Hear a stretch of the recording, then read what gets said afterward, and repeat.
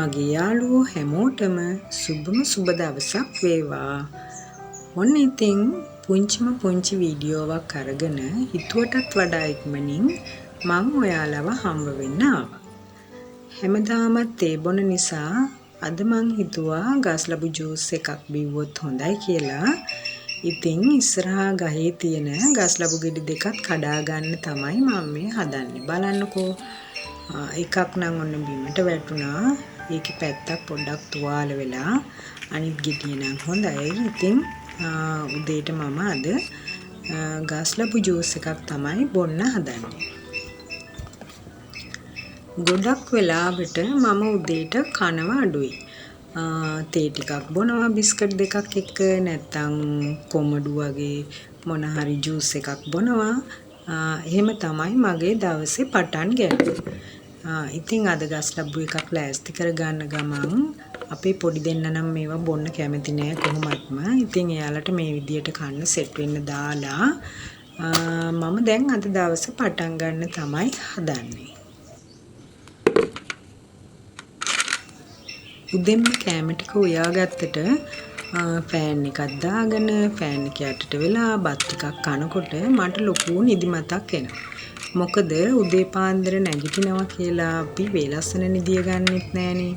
කරන්න තියෙන වැඩ ටික ඔක්කොම කරලා ළමයින්ගේ ඇඳුමුත් අයන් කරලා හෙට දවසෙත් වෙන පින වැඩ ඔක්කොම ලෑස්ති කරලානේ නිදියන්නේ.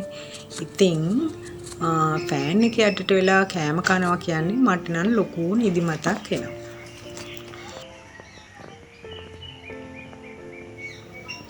ඔන්න ඉතින් අයියා මලෝ දෙන්නත් මගේ පස්සෙන්ම වැටිගෙන. ඊයේ මම පොලේ ගිහිල්ලා එනකොට වනලා තිබ්බ රිදි ටික ඔක්කොම තෙමිලා.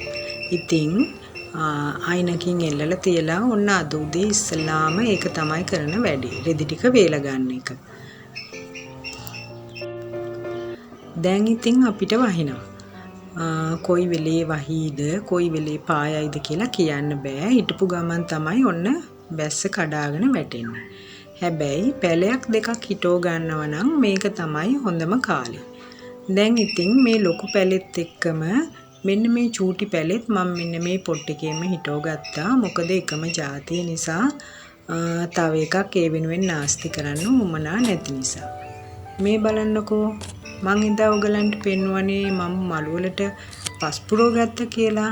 ඉතින් මම මිරිස්සට ටිකකුයි තක්කලි දැම්මා. ඔන්න ඒවත් පැලවිගෙන එනවා.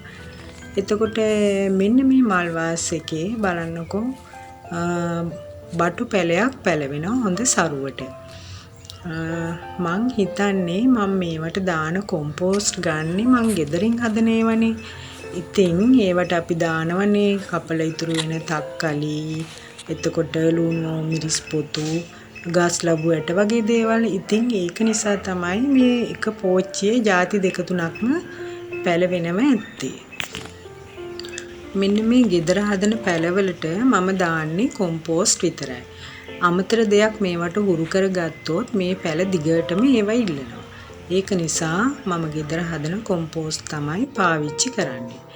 ඉතින් මගේ ගෙවත්තේ ඉඩ ප්‍රමාණය අනුව මම කරගෙන යන මල් පැල හිටවෙන වාස් හදන වැඩේටත් පොඩ්ඩක් ඔන්න ඔළුව දාලා මේ තියෙන වාස් දෙක මම සුදු සිමෙන්ති වලින් පාට කරගත්තා.